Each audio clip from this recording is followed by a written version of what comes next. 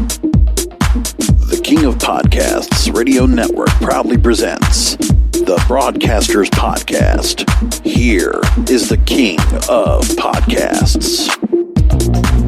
Drake is dropping his new album, For All the Dogs. It's already out. And the Billboard charts are going to be swarming.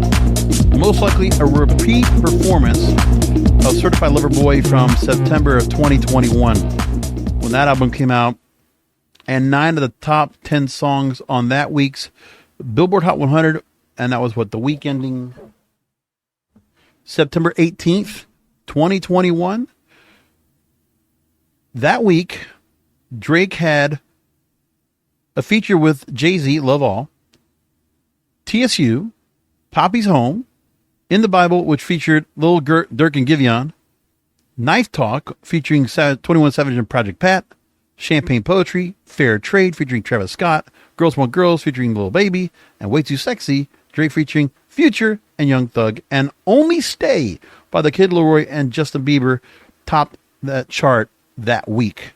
In the current midweek level projections, the plan is right now is that Drake most likely will take, let's see here, 1, 2, 3, 4, 5, 6, 7 of the top 10 slots coming up. What is being expected right now at the current moment, because of the fact that in the current point system, it just blows everybody up. Now, there's a lot more songs in the top 20. He actually takes up 8, 9, 10, 11, 12, 13, 14 of the top 20 songs in the current list. By the way, hat tip to at Talk of the Charts for putting out the midweek Billboard Hot 100 predictions for the chart coming up, dated October 21st, 2023. At the moment right now, Fear of Heights, Daylight, the song that did come out as a single on the last album, which I'll make a point because I'm going to play a clip going back from Certified Lover Boy when it came out. Just the domination of Drake on the charts. Every time he drops an album, forget about it. Just take cover because it happens. So now, and I forget what it was, 9 of the top 10 songs were his. And that's more than what Taylor Swift has done in her current run. She always dominates when she gets up there in the album bombs, but there's something about Drake. Every time he comes out with something new, people really go ahead and flock to it. And at that same time, Donda by Kanye West had just come out 2 years ago, just before that. Like it was one after the other. And I forget, Beyonce's Renaissance was also around during that time. I was like, just forget about it. Wild. So now we have, and the current top 10 that's going to probably come up. Snooze by SZA is going to be at 10. Most likely it'll drop. Cruel Summer, Taylor Swift will remain in the top 10 at 9. Fear of Heights, Daylight comes in at 7. Slime You Out, which has already been the single that was out for a while. It'll bump up 12 spots predictably. There've been predictions right now to number 6. Calling for You, Drake featuring 21 Savage, would be 5. Paint the Town Red, Doja Cat, a former number 1, will drop to 4. And the top 3 will be occupied by Virginia Beach, IDGAF, which is featuring Yeat, and First Person Shooter, featuring J. Cole. Now, I haven't listened to the whole album, but for the most part, First Person Shooter, I like. Virginia Beach, not much of a fan. It's not my kind of song. And I'm not one of those people that really pays attention a lot to lyrics, but obviously everyone else does, right? And then you have songs that are still in there. The one song I heard was a Drake and Bad Bunny. It was a real short hit, but Gently and Drake speaking in Spanish again. They're singing in Spanish, not working like it did like it was Mia, but he tried. And then Rich Baby Daddy, another feature with Sexy Red and SZA. Giving Sexy Red a feature already, like, wow, man. It's one of those things where Drake is back once again. I'm going to play a clip going back to one of my podcasting days. This goes back to September 14, 2021, when the chart came out that week, and Drake took 9 of the top 10 spots. And that's, incredible. I don't know how you kind of just justify how big of a deal. And it's just something where Drake just is is so dominant. I mean, and he does put out quite a bit of music on a regular basis, but his songs have to reach number one some way, somehow. And every time he gets something out there, if it's something of his own, whether it's an EP, whether it's a single, or whether it's an album, if it's his, and he doesn't do so much when it comes to a feature, because he's been on a number of features as of late to help build up other stars. But when it's his, and it's his style, forget about it. It just destroys. And he does. But there's even more complaints about Drake, because you know what? We can admit, listen, probably his top albums have been behind him. He's 37 years old. He's been around the game, 12, 13 years already? You know, Best I Ever Had. That's the first song I remember his, the singles. And I listened to a lot of his stuff ever since, right? Views was a great album. Scorpion was a great album. Don't get me wrong. And the thing is, now he's at this point where it doesn't matter what he does. And I mean, there's plenty of songs I can listen to of his that I enjoy. But man, he can just come on board. And I don't understand where this album went more of a traditional feel to it. For whatever reason. I wasn't really much about it, but you know. But we're back once again to the argument. And there's a lot of arguments about this because everyone wants to go and identify, because of how, just like any other musician, they play up against their own life story and what they're encountering, what they're dealing with, what they're feeling with right now. And here we go. Drake back on board with it. And one of the most, scathing comments about Drake I picked up from Rolling Stone, New York Times, and The Ringer. But then there's one from Andscape. And this right here was like, wow, they really decided to go ahead and go after him. So here we go. I'm going to play this one right here. Drake continues to regress into misogyny. Anyway, so he went and did a sold-out show in Miami recently. I didn't go. And during the night, he noticed a fan holding a sign that's read, quote, "I spent all my savings buying tickets for me and my ex, but honestly, never mind. It's really her loss." Question mark. Or it's me, end quote. And then Drake stopped the show to bring attention to the sign and asked the fan, what the fuck is wrong with her? As he does this, a chant starts to flag, "Fuck that bitch." Then Drake said he would give that fan $50,000. So you're going to flex on her tonight? And he ended the interruption by saying, "Fuck that young lady." The current version of Drake, according to the story from David Dennis Jr., by the way, is one that's been brewing that he is an artist that is his most regressive and most blatantly misogynistic. So we got a Drake now who speaks to men with his utter disdain for the women he interact with. Am I going to have to use this for Depraved and Debaucherous? Am I going to have to go and call back this effing story? Like, come on. And Kevin Samuels, if you don't know who that is the former Instagram, YouTube host who talked to a lot of, really focused on men and women, dating, relationships, marriages, and was best known for really kind of calling black women to the floor for a lot of times for the modern women kind of feministic ideals that are out there, and the dynamic of how men and women are just not together as much as they were anymore. Just that whole change. Again, that's a Depraved and Debaucherous episode. Maybe I'll have to go and table this in. I'll just put this into my reading list for later, and maybe I'll just have to come back to it. Unless something else comes up, I'll have to hold on to this, because obviously Drake's album will have come out, and we'll have to follow up on this. But that conversation I'm going to table for Depraved and Debaucherous. So at least I got something I'm going to plan to go and talk about next week. Moving along, I'll leave the story and table it like I said. So let's get into what we have from the bigger album reviewers. Rolling Stone went right to the music, talking about that with their features with SZA, Bad Bunny, 21 Savage, Sexy Red, Ski Yee, and Yeat. Many more on board for a meandering 84-minute album. This is from last week when they brought this up, but either which way, I don't mind working around the massive paywall that Rolling Stone likes to go and put together, so I can go ahead and read the review. So I'll do it. It's okay. It's all right.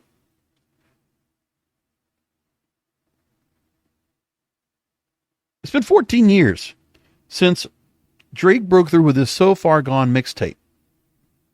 But now public reactions to his new projects have grown predictable, according to Rolling Stone. So he's going to run up numbers on Spotify and Apple because he's the king of streaming, because he does. Social media will inevitably break out over the quality of his music, his reputed softness in comparison to the past street-hardened goats, and his beefs with sundry bold-faced rivals. And in recent months, online debates have grown coarse and self-righteous, thanks to an unfortunate lyrical shift towards filleting his own male ID on Her Loss, his pathetically execrable.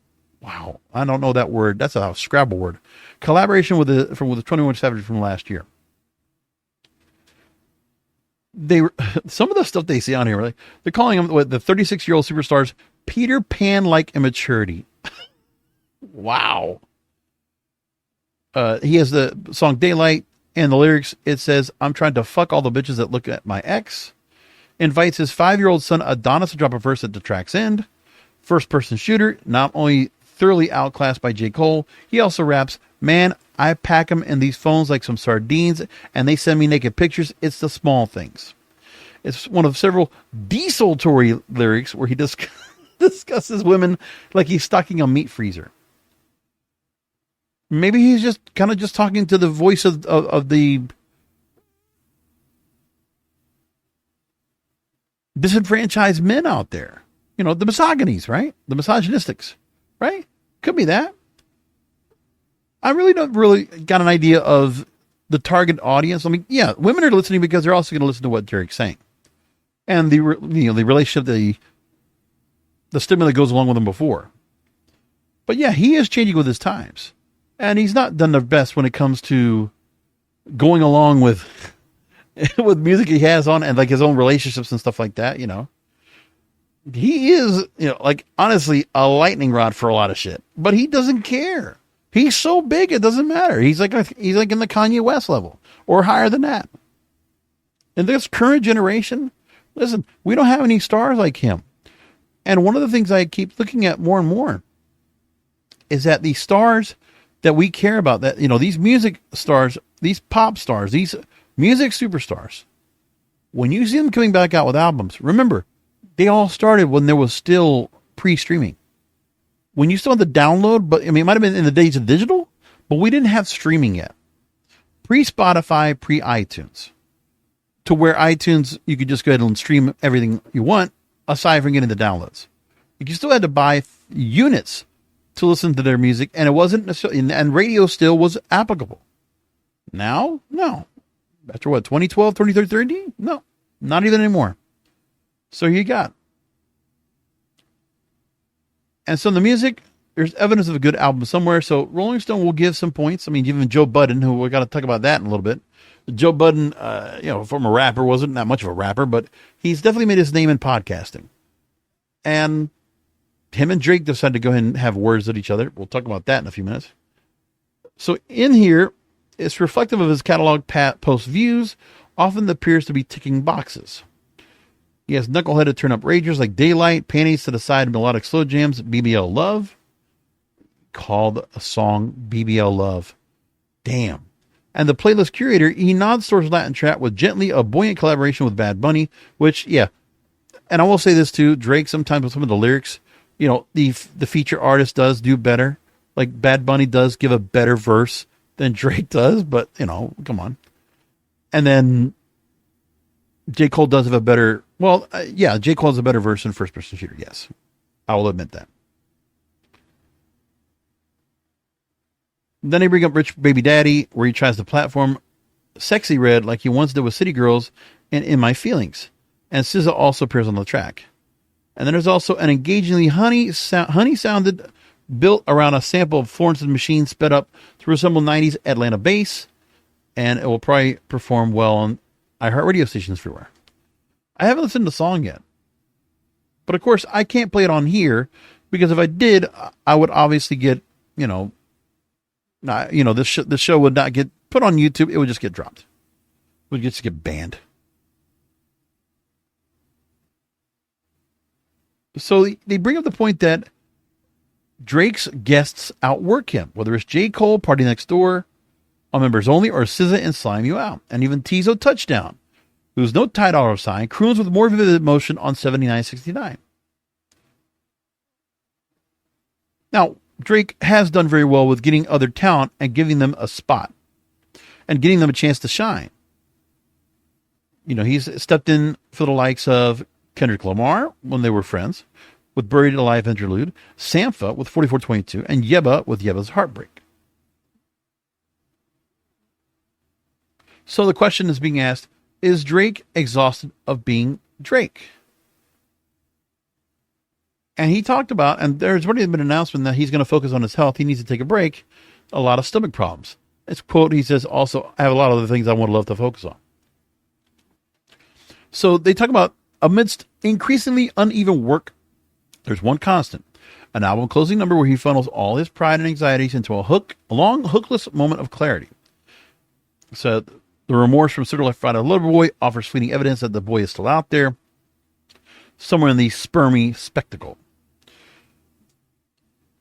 Okay, well, one of the things is that they're all going back after him because the music and the lyricism probably kind of holds off a little bit too. Listen, every star that you have is all going to go ahead and go after him because he's just an easy target to pick on. When you're that big, it is what everybody does. Critics, social media, they want to bring people down. Just the way it is. We know that. It's not even a question of that at all. But if people are listening to it and some songs will have some staying power, then yes. Look, for those of you who want to go ahead and give him shit, fine. Travis Scott, you got a couple of weeks of time with his last album, right? With Utopia. But at this point, the album came out in July, and now most of the songs are basically off the chart. Had a little bit of staying power, but not much. And other than that, there hasn't been anybody else in the space that really have had any real staying power at all. There's no rappers out there that can do that. And currently, the last, artist in urban contemporary, we call that in radio, Rod Wave, he put out an album. I don't think any songs even charted up the top 30. He got some streaming of it, but not even close to what it is. And that's the guy that they really critically praise. Meanwhile, Drake is so big now, he's just getting critically panned on the regular all the time. But it's no surprise the media wants to go ahead and take him down, along with, because the sentiment of social media is going to do the same thing. Bunch of people are just agitated and angry and short attention spans, and people want the best of the best all the time. Like nobody's ever satisfied. A very fickle fan base out there, a fickle audience out there of music consumers in America. Let me just say that too. But that's just the way they think things are. I'm like, what are you going to do about it? So we talked about the daunting decline of Drake for All the Dogs. Ringer tucks this up. His 14th album continues the superstar's trend of diminishing creative returns. And here's how they start off with their story. Back in 2014, Drake still spoke his petty truth to power. 28 years old, Kanye was 37, latter had a punchline problem bad enough to be addressed in the public record. And Drake told the Rolling Stone there were some real questionable bars on Jesus, like that Swahili line. Come on, man. Even Fabulous wouldn't say some shit like that. And then Drake would go after Jay-Z, fresh off of a Samsung software update disguised as an album. Quote, it's like Hov can't drop bars these days without at least 4 art references. For years, Drake's career was defined by these inane generational Cold Wars, an avatar of youth, full of piss and Canadian vinegar. He'd rather die than be out of touch, always a conduit to a new and untapped cultural wave. No regional act was too small, no patois too troublesome to replicate. He saw everything. Wanted you to believe he worked harder than anyone, and wasn't afraid to set the record straight on the results. His peers in the raps weren't just worthy of ridicule. They example Pusha T, Diddy, Common, Ludacris. They were the past. The boy was present and future. So now Drake, in the For All the Dogs album, the Ringer says he sounds like a haggard gasp of impending middle-age exhaustion. Drake, coming up on age 37, it isn't his problem. It's his stature and the middling creative returns that happen when you operate at such a massive scale. Okay. So, yeah. But, I mean, how many people do you know out there that can go on in 14 years of his career and just stay up there? If that was the case, Eminem would still be charting like crazy every time he puts out a record. No. In rap, you're not allowed to do that. Okay? Taylor Swift, pop star, converting from country to pop, she's had a long-lasting career. And think of the other stars we have out there. In pop music, it's a little bit different. Justin Bieber, when he's been out there, pretty consistent. But really, like, think of all these stars we've had. And they're just not there like they were anymore. Remember, pre-streaming is when you still had music that could still hold up. And people regarded these stars at such a high level. And they still do today. Because that's all we have left. Like the level of stardom that we get now, because the way the whole business has changed, it's all different now. They say for half a decade, Drake's albums have struggled with the rise of art or semi-coherence. Since the blog rap days, he's bristled at the confines of the format and diminishing returns of being an album artist in the 21st century. Right. You also don't get to do a lot with albums. Singles are not even like a thing anymore with radio because it's just gone. Like nobody's programming for radio. Radio is so extinct and irrelevant anyway. But we'll talk about that in a little bit. We got some radio stories to bring up a little bit later on. His most critically acclaimed or adored works are often distinguished as mixtapes or playlists. And the good albums, which they say was Take Care and Nothing Was the Same, are just known as just much for the brilliant songs they left off as the ones they made it to the final track list. Since 2016's Views, streaming ubiquity has taken precedence over everything else, making artistically satisfying body of work as vague, Spotify and Apple Music numbers aren't. Let me read that one more time. See, that part right there, streaming ubiquity has taken precedence over everything else. Now, you've listened to the Broadcasters podcast long enough, okay? I mean, I'm about to complete 5 years of this program. Episode 300 is next week, right? In all this time, take yourself a second. Take a second and think about, what am I going to say that I say all the time on this program? What is the fault of why streaming ubiquity has taken precedence over everything? First of all, we don't have music videos anymore. YouTube is still there for that. But even now, we're realizing that music videos are not so much being utilized. We've talked about that a few weeks ago. The fact that budgets for music videos are being utilized now more towards video clips that can be used on Instagram and TikTok to promote records. Not the full-length music video, not a concept. No. You still see them out there, but not as many. And with that, the reason why streaming ubiquity has taken precedence over everything else is radio. Radio mattered to all of these artists. Drake relied on radio when he first started out. He did. And where we are now, when radio still had a thing, and I will defy anyone that tells me that radio cannot be resurrected and cannot be made as the new music tastemakers they once were. You can rebuild. You can reshape. I mean, seriously, you can retweak. You can recalculate how radio is positioned today so that streaming ubiquity no longer has to be an issue. Let streaming be important for the albums. Let it be for the album bombs. That's fine. But then let the singles of new songs from an artist, let them shine through. But no, we can't do that. And by the way, because radio is so behind the game, there are no radio airplay numbers unless a song has been pushed out by a record label as a single. And there's only one song right now that was pushed out as a single prior to this album coming out. Slime You Out. A couple weeks ago. And where is it on the current list right now? Good question. Is it even, wow, is it even on the list? Wait a minute. I'll tell you right now. It's not even on the top 50 of Media Base, which would be what services all radio stations of iHeartRadio and others. I'm looking right now, and I'm telling myself, yep. The current Media Base chart for the week ending October 16th, at this moment right now, Drake is not one song of Drake's singles, which is Slime You Out. It's not a single on their top 50. Not even there. I'm looking. It's not here. What? Incredible. I mean, I don't know what's going on right there.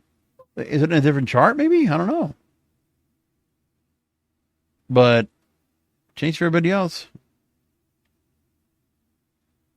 And that's the fault. It's the fault of what's going on over in radio. Like, completely abandoning. And listen, I don't think it would make a difference if Drake actually put out an album and then said, okay, you know what? Get it out the radio. Let's get him on the radio stations. Let's get him talking. Oh, no. We're not even doing that. Completely just forgotten. Not even considered at all. It's silly. But it's what they're doing right now. It doesn't matter to them. But see another song. Hasn't even hit. Now, it's just getting pushed in at the moment over by Epic Records and has charted this week. Tyla's Water. Right? Tyla, South African artist.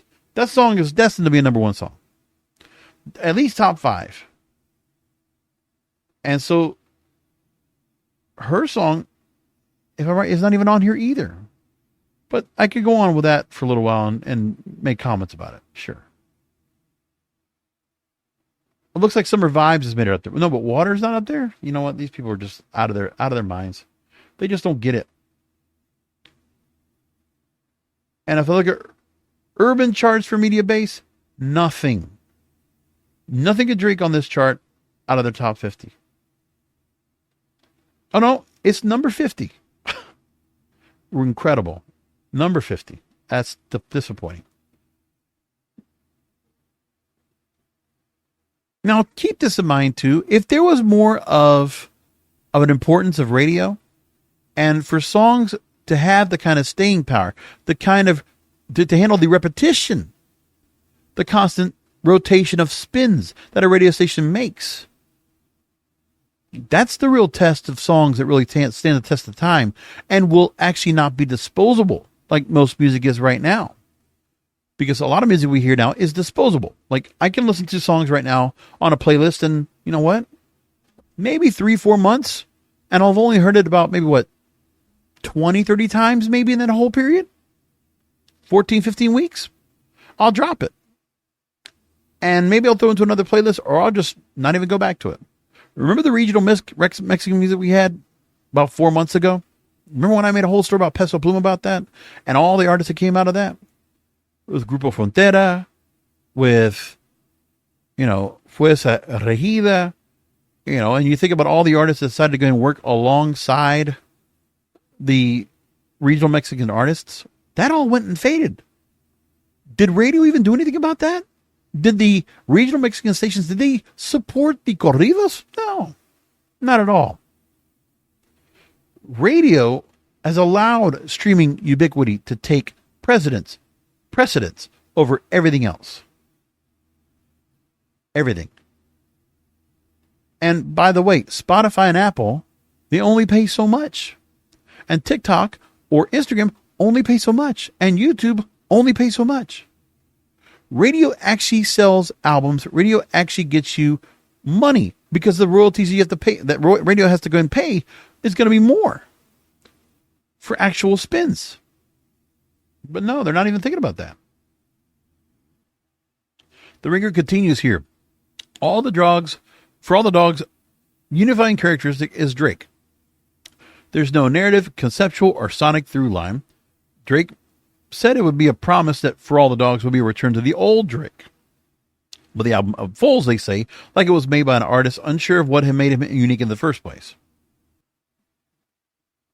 Now, they talk about his past, that Drake was a neurotic music student, endearingly desperate to show his homework. You could tell what musical region caught his fancy: Memphis, the UK, Jamaica. It wasn't enough to relegate DJ Screw to an interlude. He'd build entire songs around his admiration for a specific locale sound and how it informed his own. There was specificity and lineage towards R&B ballads. You could trace how Aaliyah's conversational, diaristic vocal delivery helped build his own vision of half-sung R&B songs on songs like Marvin's Room. If there was a sample to mine, it wasn't enough for the flip to be known. It had to be something to which Drake could add a new texture and understanding. What his albums often lacked in substance, they made up for an atmosphere. Okay. So they go along and talk more about the album itself, but, they talk about now, Drake sounds disjointed and meandering for all the dogs. Chemistry is often an afterthought.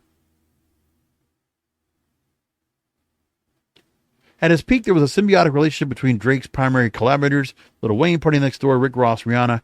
In contrast, the features now are surefire shooting bets or how do you do, fellow kids, olive branches. Yep. So there you go. A lot of things that are going to making a point was, and also the partner saying that Drake's always been bitter and that he takes things to loathsome extremes to derail otherwise good songs, and the antagonists, predictably, are feeling Drake's ire haven't changed. So everybody's going along about this and really commenting on it, so that's fine. You can say what you want about it, but there we go. Here's what Drake said now, because comments were being said from Joe Budden's podcast about what he said.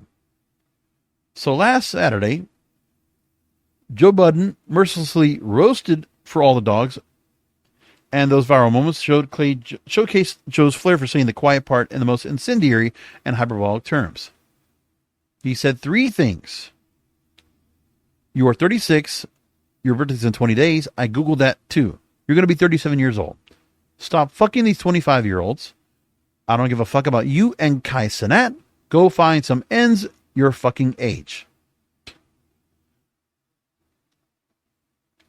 And then Drake went on about this afterwards.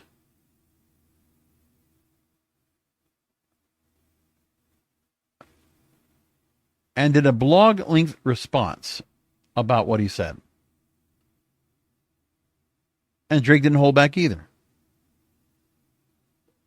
He goes off right off the bat, quote, "You have failed at music." Oh my God. Damn. Like, honestly, and you know what? I think that's the best part of the whole album is Drake putting Joe Budden in his place. I love this shit.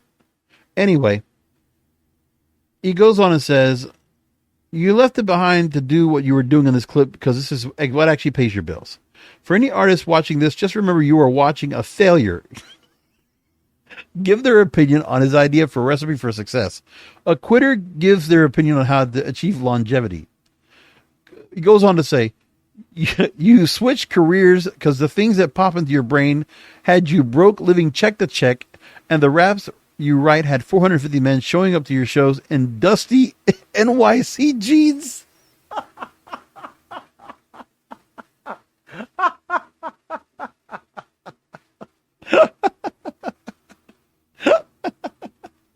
That's great. NYCGs. I never had a pair of those. To screw up their face to Mood Music 29 and pretend you are the GOAT.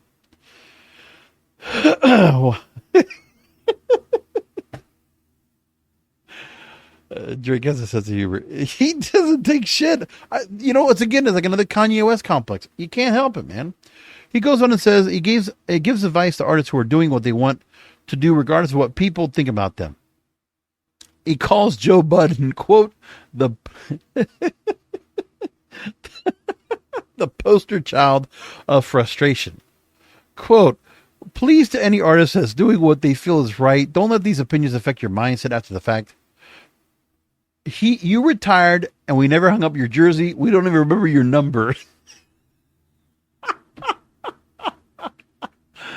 Oh man, this is good. "We know you for doing this. You withdrew from rap not because you accomplished all you need to, it's cause it wasn't working for you. Quote, I never want anybody in the generations to think that the whole everybody's entitled to their own opinion is a real thing. This is a man projecting his own self-hate and the fact that I did and continue to do everything he wanted to do for himself. If you need to put it in simpler terms, I own a 767.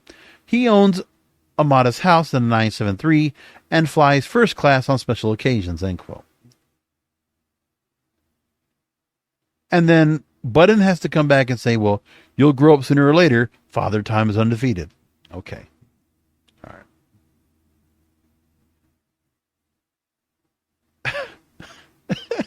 The social media clapbacks are fantastic. I love it. And they go on and, it's like, we get more to this. Let me just start with here. What more we got? Okay.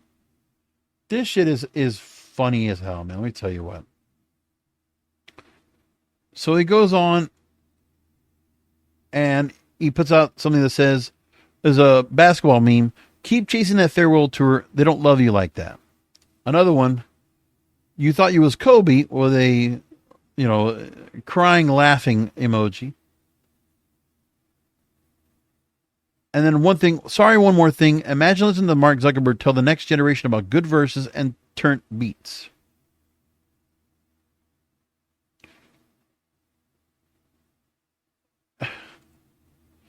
It's just funny. But, look, it is something to be said about that. Listen, Joe Budden never had a career.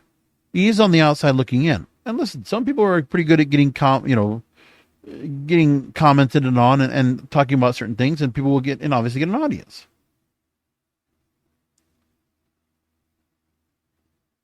And then, of course, Joe Budden has to have his own fans or his own buddies to go ahead and come in and prop him up. Old Man Ebro, he writes, Joe Budden didn't fail at music. He can still make music. It seems Joe Budden chose not to play the music business game and continually chase charts and do anything to stay relevant music. Drake is choosing to keep playing the same recipe that has given him success. Yeah. And that right there is truth to power. Drake is choosing to keep playing the same recipe that has given him success. And people will still buy it. Because what else is there? What else are you going to do? And this is what Joe Budden actually said on his podcast about what's going on. So we'll go ahead and play this real quick just to kind of give a little fair time here, equal time here on the program. He gonna make it strong. He gonna make it strong for him. No, it's not just two guys. It's definitely not. And that was your problem. That was your problem right there, Aubrey. I heard the story about how y'all were actually in the studio together when y'all did this. I think I got that from somebody over there in that camp. He might have said it. Somebody said it somewhere. Okay. And how he was excited that, like, normally people are just sending verses. Yeah, emailing back and forth. They were in the studio. And Drake probably felt like, he was in there with a friend. Not an assassin. This nigga's here to kill. Drake on top of the world. I'm a Billy up. I'm fresh off tour. These niggas are extra current in this song, so I'm assuming this is one of the last records done, like recently, rather recent. So I think Drake is on here sounding like, that's my man. That's not your man. I just sold out in Charlotte. I hate to tell you rappers, these are not your man that nigga went on a that you are hanging out with. That is a trained assassin. Now, Joe Budden's talking about the song with First Person Shooter with J. Cole. And that J. Cole was outshining Drake on his own album. That's the point they were trying to make. But yeah, if you want to go ahead and keep looking for the whole content, the comments about Drake and Joe Budden, like, honestly, go look for that, because that stuff is wild. And that is like the epitome of what really, I kept watching clips all week about it. And I couldn't help but keep watching, because it was like, it was fun. But yeah, Drake has a system. Listen, Certified Lover Boy came out September 2021. And then he put out another album last year, like somewhat of was it an EP, I think it was, that had I think it was last year, right? It's right around the same time. Always around the fall. So he comes in, does this, had a summer of live shows, and New York Times goes on saying it's Drake's season of discontent. It's interesting they use discontent, because, I watch a lot of those documentaries on BBC, the Story of the Top of the Pops. Those are some of my favorite things to watch on YouTube. And they're not supposed to be on there, but like I catch them and like I've watched all of them over and over religiously. And like the late 70s on the Top of the Pops documentaries, they always talk about the winter of discontent. Like the whole thing where like, you know, what trash workers and other service workers went on strike and like trash was just like building up on the streets and stuff. And then, you know, schools couldn't be open because they didn't have the people there to go and work the schools and all this. The winter of discontent. That's what they called it. And even would say it like that. The winter of discontent. Anyway, I'm having fun tonight, folks. This has been like, it's the shit, man. They're going after this guy. Meanwhile, he's going to be the one laughing next week. By the time you catch this episode, you catch it probably on Tuesday or Wednesday. If you're waiting that long, which I hope you don't, I hope you catch this before the weekend so you get the pre-show, the pre-game before the real action when Drake's album drops and it's counted by the Billboard chart. It's already come out. But then we're going to hear what the Billboard chart says. And like I said, most likely 7 out of those 10 slots are going to be his. He will have the new number 1. Doesn't matter. And First Person Shooter will probably be out there with some staying power and people will listen to it for months. It'll be on the chart. Streaming. Probably hits on radio eventually if radio decides to get on it. But again, radio's on its wrong end. They take songs on the back end of streaming as streaming is going down. Remember, I showed you that report back in what? January 2019? I talked about where on average, when a song is streaming, a single is streaming, and it's been out there, 8 to 12 weeks, radio will finally pick on that song by that point, but they'll wait. They prefer it to be the secondary market, or as I've called it before, the flea market. Okay? So Drake's putting out his music like you're going to the big cinema, and radio wants to be the value cinema. They want to be the one that, you catch the movie like 6 weeks later, or it's already been out of the theaters, and you want to watch it for like $2, or it's home entertainment. Pick and choose. But radio rather wants to be the flea market. They want to be in the back. It's what they prefer to be. And it's stupid and I hate it. But anyways. Taking from New York Times. In this review, they talk about how Drake has been confounding conventional expectations for rap success. What's different now is that he's positioned resolutely at the center of the genre, not outside it. And the collective distress about his modes feel like a referendum on an elected leader no one can figure out how to unseat.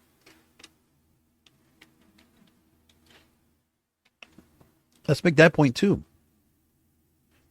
Who is out there that will be at his level that will topple Drake? Think about that. People complain about whose records are still being heard the most, but where's the next crop, the next generation of music stars with real staying power? I mean, Olivia Rodrigo, she put out her album Guts, right? In the pop realm. Has it really held up? Wait till next week. Let me look right now on the predictions next week. Does any of Olivia Rodrigo's records, even her singles, the tracks from the album, are they even in here? Well, in the predictions, none of her songs make the top 20. Taylor Swift has one song in the top 20. But again, she don't have an album. She just has Cruel Summer that's been put out as a proper single after all these years, and she's up there. But meanwhile, Paint the Town Red, Doja Cat is the one single off of her album that also just kind of went by the wayside. Like Doja Cat put out an album, only got one song out of there.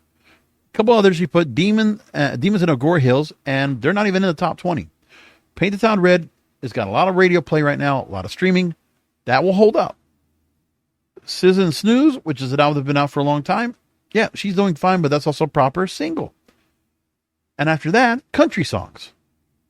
With Fast Car by Luke Combs, I Remember Everything by Zach Bryan and Casey Musgraves, and Last Night Morton Wallen, which, by the way, all those songs have been top 5 in one way, shape, or another over the summer. We don't get to see Olivia Rodrigo listed until Vampire at 23. They expect a 14-point drop for her. And then if you keep looking at what songs will still be up there, Calm Down, Rima and Selena Gomez, that'll be somewhere at 27. But then you go and move along. There's nobody else. Like, okay, Flowers, Miley Cyrus, has been a consistent of her album from earlier this year. It'll be a 33. And then a lot of country songs after that still. Bad Idea, Olivia Rodrigo at 40. But like I said, Drake will completely overcome the charts. Just how it is. It's just the way it is. And people want to just realize who is out there. Like, is there any rap stars right now at all that even have a chance to do anything in here? No. Because I'm looking. Actually, Gunna and Fuck You Mean, it's not even on here. That's the one song that's been up in the charts now in the top 10 of a rap song that was even up there. But nobody else has. We'll see if Nicki Minaj comes back with Pink Friday too, and that makes a difference, but I don't know. But I'm looking and like, listen, for the rap game, there's nobody out there. Nobody sees anything. So what are you going to do about it? What is there to do about it?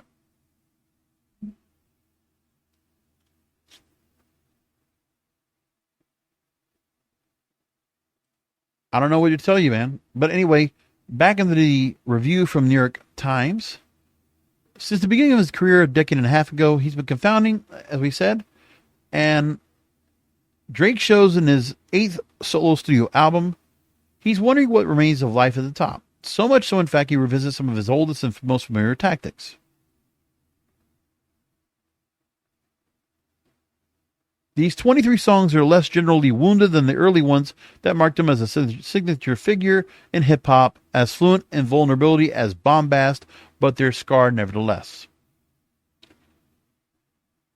So we go along and they have all the comments about all these songs. Okay, whatever.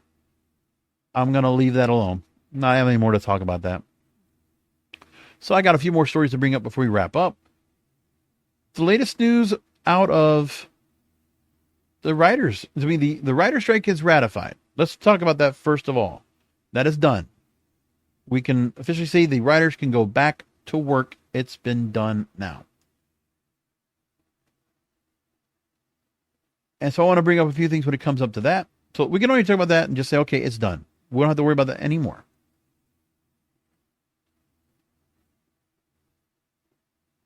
Now, what we're still dealing with is the actors' strike. That's still going on. And we'll have to keep an eye on as to why it's being done. So we'll figure that out soon enough. Anyway, one of the negotiators with SAG-AFTRA, Duncan Crabtree Ireland, says it's mystifying on why SAG-AFTRA talks have broken down. So there was a mystifying decision by the Alliance of Motion Picture and TV Producers where talks had broken down, according to Hollywood Reporter. And there were standing proposals about artificial intelligence, and the Writers Guild got a success-based streaming residual that won't work for his union. And what his message to the industry was, on the 91st day of the SAG-AFTRA strike, he was asked about what led to the breakdown in talks.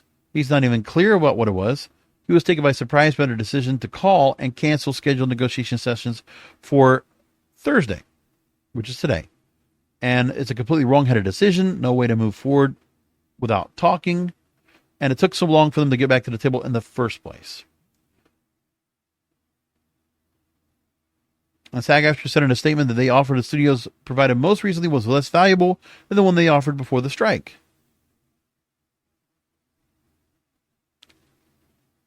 And when asked about the outstanding issues that are still left on the table, is Duncan Crabtree Ireland says there's still no movement on minimums, nothing to try and address inflation for our lowest earning members. We still don't have a deal on AI. They continue to insist on having the right to get consent from someone on day one of working on a franchise project and use that consent for the entire duration of the franchise. And when asked about the success-based residuals that was given to the Writers Guild, why wouldn't that work for SAG-AFTRA? And he explains it doesn't adequately address the range of performers who need to be compensated better in streaming. Writers work in a totally different economic structure than actors do, and that bonus proposal is limited to only a small number of projects that appear on these platforms. Our proposal was to provide compensation for the contribution that's made by all of our members on these streaming platforms. We can't agree to something that's structured in the same way that's for the writers. It doesn't work for us. So there were a few things that are going to be a little bit different. Now, I said that it was going to be a little bit easier for the actors to probably go ahead and follow along. But we do know there's some differing things that the writers and actors needed. So we got to wait on that. So the picket lines came back up again. Here we go one more time. That's all they're going to do. No other choice about it. And as I said from last week, 99% of Writers Guild members voted to support the contract, and the vote was done on Monday, so the writers are going back to work. The term of the new agreement starts September 25th, 2023, goes through May 1st, 2026. Done. We can put that aside. We can move forward now. Good for the Hollywood writers. Congratulations to them. One other thing I want to bring up in terms of music, Jimmy Ovine, a famed Interscope record label executive, known for a lot of different records, a lot of things that are going on. He's the co-founder of Interscope Records and Beats by Dr. Dre, and talks about the thoughts on the music industry today, the state of the music industry. He did an interview with Consequence of Sound and was asked about his thoughts on artificial intelligence and songwriting and music production. And now he's talking about how the music industry fame has replaced great. When it comes to AI, he said, quote, "I'm not saying it's good or bad, but I think AI is going to be massive in songwriting on many levels. On a basic level, if somebody's stuck, you want to get to experiment and get an idea. 2, it's not that everyone, but too many people today are making records for TikTok. They used to make records for radio, but now it's TikTok. That's why all these pop records sound exactly the same. So if you're going to make records like that, make records with a formula.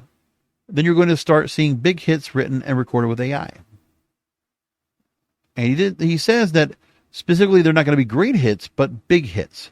Because he feels with modern technology such as streaming, AI, and social media, fame has replaced great. Quote, "Artists are making so much money in so many different places, which is fantastic. But after they have a hit record, they can earn a lot of money on Instagram and all this stuff. I feel like a lot of people and a lot of artists, not all, but a lot of artists are taking their foot off the gas in the record-making category. That's affecting the quality of the work. And I think you're seeing it in a lot of different genres right now." He's right. The cream rises to the top, which is why I talked about a few weeks ago how country is dominating. My brother has got me, when we go to football games and we go and hang out, when I'm in his car, he's got me a little more, because he has Sirius satellite radio, and that's good. Don't get me wrong. Sirius is not a bad service, but I'm not paying for it. But when we're listening in the car going to a football game, we got an hour drive, he's been a little more adept at going ahead and listening to Channel 16, The Highway, on Sirius XM. All newer records are all newer country records. And I must say, well-programmed station. Pretty simple on the jock chatter. Well, fine. But yeah, it's not bad at all. The music selection is very good. And also, they are very good at discovering new artists. Ooh, what a concept. But radio used to do that. Not anymore. They don't want to do that anymore. Okay. Which really sucks. And that's something I really don't like anymore about this. And there's a story from Music Business Worldwide I want to bring up as well. They talk about how the Spotify Top 20 is a snapshot of a much bigger story. If you look at what is being pushed out and what people are really caring about these days, let's talk about it.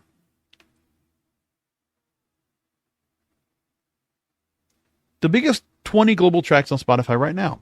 They're asking about which record companies are actually they're analyzing which record companies are actually holding or are part of who are still relevant in the top 20 global songs on Spotify. So Music Business Worldwide analyzed the ownership information. According to Spotify's credits, 3 of the tracks in the top 20 are outright owned by any of the major record labels. However, 3 of those same 3 majors exercise some degree of control via licensing agreements over another 8 tracks in the rundown. So 9 of the top 20 records out there are credited as fully independently owned, indicating no major label equity in these tracks of, in some cases, a distribution/marketing relationship. How about that? Independence. So, as of October 9, 2023, Spotify's number one was 7 with Jungkook and featuring Lotto. And then you have another song with Jungkook and Jack Harlow, 3D, that has come up at number 4. Then you have Inigo Quintero with Si No Estás, independent. Cruel Summer, Taylor Swift, because it's her own. Lala and Mike Towers, that's a reggaeton record, and that's One World International that is running them, distributed by Warner Music Latina. The Biz Rap Music Sessions with Milo J, and I forget which session it is, what part it is, I always forget. Bad Bunny, who his album, his record label is Remus Entertainment, which I think is his, right? And Arctic Monkeys with I Want to Be Yours. And that's from Domino Recording, and also a 2013 track. How about that? Okay, 2 other stories that I wanted to make sure of that I brought up now. 2 radio industry stories. I have to bring those up. Sean Ross on Ross on Radio at radioinsight.com. He brings up a story about what Power Rotation says about contemporary hit radio in 2023. Because it has all changed. As we've talked about on the program, you know, pop radio relies on throwbacks now more than ever. So he makes the point that power songs are in power rotation. That's the most played songs on a station regularly. That could be 70, 80, 100 spins a week. That means the song might be played 70, 80, or 100 times, maybe even more than that, every week consistently. So that's all changed. In 2020, mainstream top 40 music had 28 songs that would be consistently overplayed, basically. But that's just how it was. That's how we always had it. And then songs would go into another rotation that would be not as much, but it would change. In 2023, there have been 14 songs that are consensus power songs. Paint the Town Red, Doja Cat, is one that's currently right now on pop radio in power rotation. And that overall, there are only going to be 17 songs that'll be consistently played across the board on all these radio stations. Not anymore.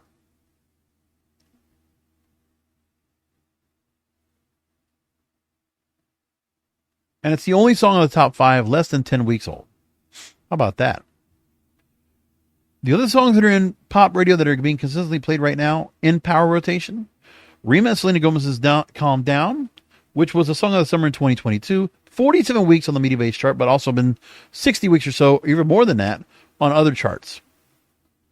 Remember, I heard that song at the beginning of 2022, or before that, I think, right? You still have Miguel's Sure Thing is up there. 12-year-old song, no matter what you're saying.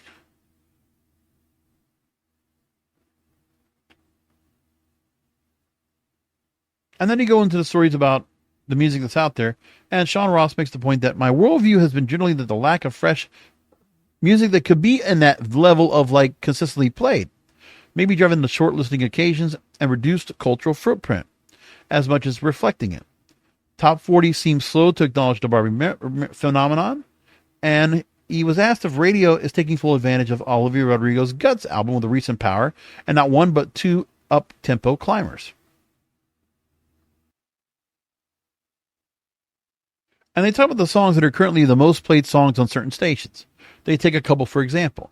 At Z100 New York, WHTZ, the number 1 market in New York City, Barbie Ruled is one of the most played songs. Cruel Summer, Vampire, Paint the Town Red, and Used to Be Young, Miley Cyrus. And then in Detroit on Channel 95.5, Doechii, which is What It Is, Block Boy featuring Kodak Black, which, by the way, is not even charted higher than what, the top 50 on the Billboard chart? Paint the Town Red, Barbie World, Cruel Summer, Sure Thing. In San Francisco, 99.7 Now. 2 of their biggest songs are Cruel Summer and Calm Down. And we can keep going across. Okay.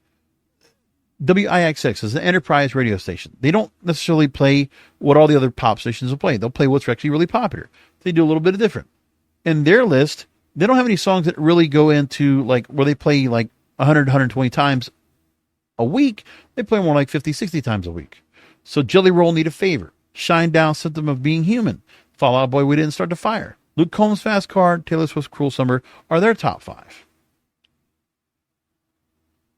Really interesting about that. The other thing that I got to bring up is from Fred Jacobs. Last week I talked about Amazon's AMP app, the one that was going to be like live radio, is getting shut down. Well, he talks about it. And so he mentions how there was Clubhouse and Spotify having their fake radio play with a DJ service, right? AMP is now a short chapter in big technology's aspiration to put radio as we know it out of business. And it's not to say that broadcast radio is in ship shape, not by a long shot. But most bad FM sign-ons last longer. Amazon must have seen the signs that AMP was never going to make it. They inked influencers. Great commercial radio talent they call here, Zach Sang, Christian Hand, Kat Corbett, Guy Raz, and paid millions of dollars to up-and-coming creator DJs to have an impact. But Amazon apparently didn't make many payouts because the service didn't catch on. But while this is going on, radio's not going away, but it's also not getting better. They're not doing anything to challenge or to get themselves better, to deflect from the types of AMP or Clubhouse or other types of live radio style platforms from coming in. Now, he does say here in the story, which I hope maybe what might happen. Listen, if iHeartRadio can ever be sold, Fred Jacobs thinks that doing live radio successfully is hard. It's an art form. Requires learned skills acquired over a period of years. It's a craft. Building an audience takes time, care, and effort. Retaining listeners and expanding reach doesn't just happen to the wave of a wand or the signing of a check. He thinks that in one of these years, a major tech company is going to buy a major radio broadcast company as an addition to its media portfolio. Then the real learning will begin. They'll have a lot to teach us, but we have a lot to teach them. So let's find out what they're going to do with that. No more AMP, but somebody else will come in and do something next. I'll be around here probably with doing this podcast to find out what that's going to be. And that's going to be the show. Thank you for finding the show, the Broadcasters Podcast, as you always do. Thank you for listening to me for my whole rant on Drake and so much more. Of course, the program, you can find all the content, everything that I do at kingofpodcasts.com. Everything I do right there, kingofpodcasts.com. That's where everything is at. And we're going to go ahead and leave it there. Of course, you can always find clips I always put up with the show or any other comments or commentary you can always find on my social media.